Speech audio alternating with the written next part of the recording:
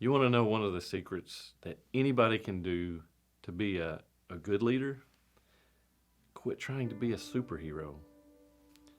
I always wanted to be like Batman because Batman really didn't have any of the powers. Now, I'm not going to get in a debate with some of you who are comic geniuses, but Batman really had some cool stuff. But what I discovered in thinking about being Batman or Superman or Spider Man or any of the other mans, they they had a dichotomy of identity. They were somebody else sometime and somebody else the other part of the time. How many of us as leaders have always tried to be a superhero? And we have created two different personalities or personas, and we've lived with that instead of just being real.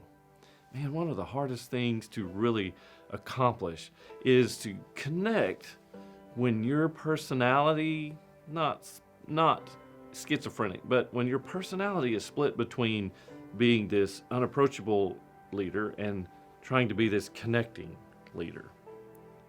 One of the simple things is just being human and just being real.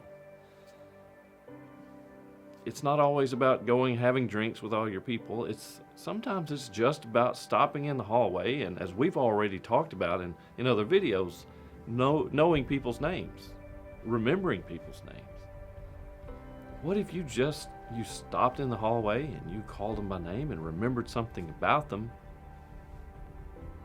and they just have this look of, this guy's real and he remembers me. And it makes you more human. It connects you.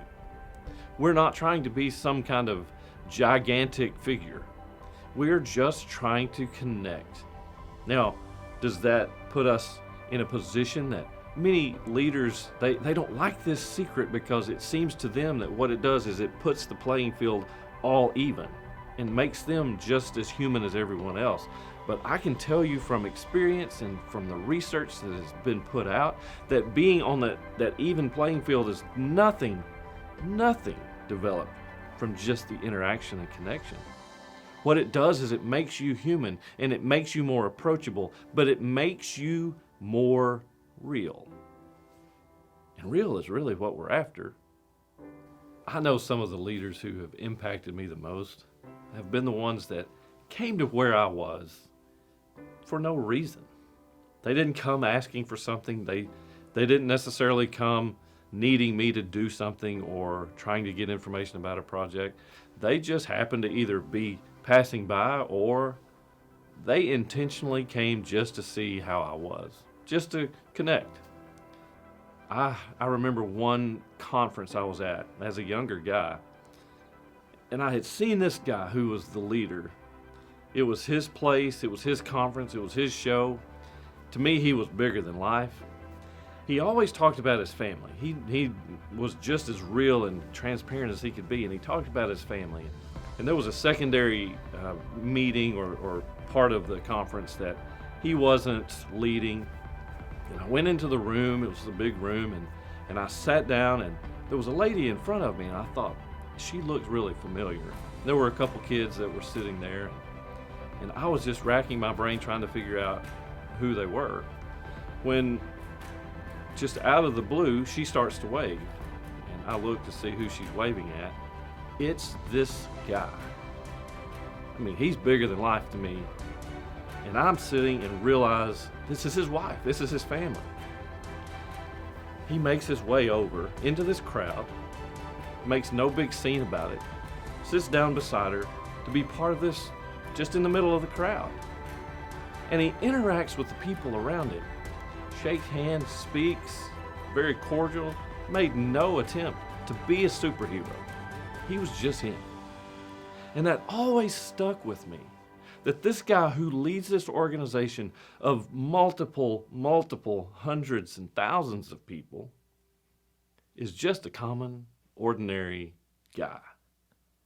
And the impact that he has shared in my life through books and teaching, leading, yeah, it's been impressive. But the memory that I have the most about him is when he sat down in front of me and just was real. You've probably been in elevators with people who were celebrities or famous, and your opinion changed just because of the way they acted. Because they carried themselves differently. And they tried to be somebody. And you knew, hey, they were somebody.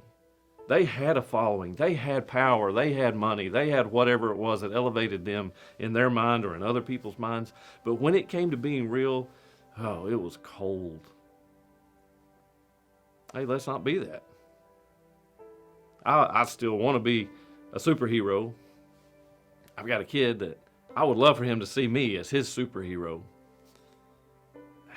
As a leader, I want to be viewed as someone with knowledge and power and ability. But I also find the further I go in this process, that connection is the greatest power that a hero leader can really have.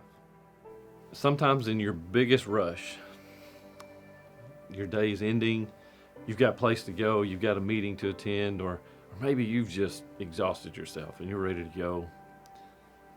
Making that extra step for 3 minutes is some of the best connection that you make, because your people know, hey, the day's over, the day's ending, the meeting's over, but you made that time.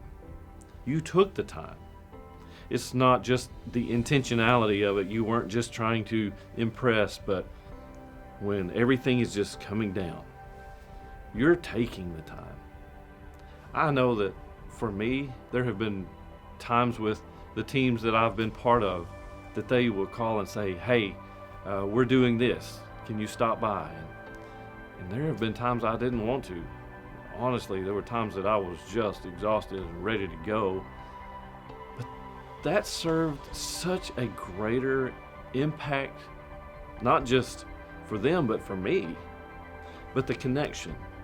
As we just, for a minute, everything went away except just being human.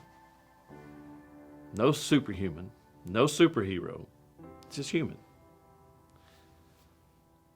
Sometimes, as a leader, that's going to be your best benefit, but there are other times that one next step to just being human is you finding a place where you can pull back and be the most you that you've been all day.